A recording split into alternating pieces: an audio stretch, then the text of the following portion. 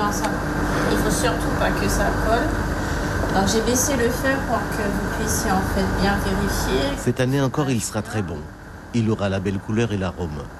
Pourtant, il aura tout de même un arrière-goût, le bouillon solidaire de l'épicerie sociale.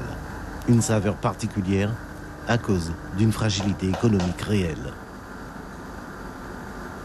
Non, toutes les subventions promises n'ont pas été allouées, mais c'est un exercice que nous connaissons en fait depuis pas mal d'années, sauf qu'aujourd'hui, depuis 2 ans, ce manque s'accumule de beaucoup et fragilise au maximum en fait notre entreprise d'insertion. Après 11 années d'aide aux plus démunis, jamais l'existence de l'ADES n'avait été aussi compromise. 250 000 €, c'est ce qui manquerait aujourd'hui dans les caisses de la structure d'insertion.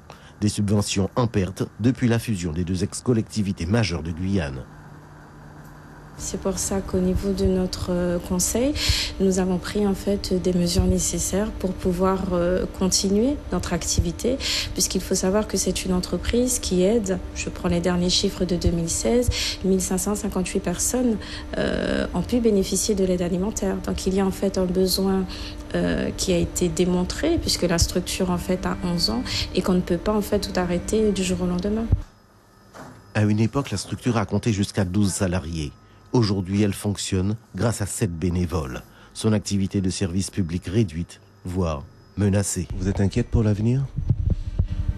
Oui et non.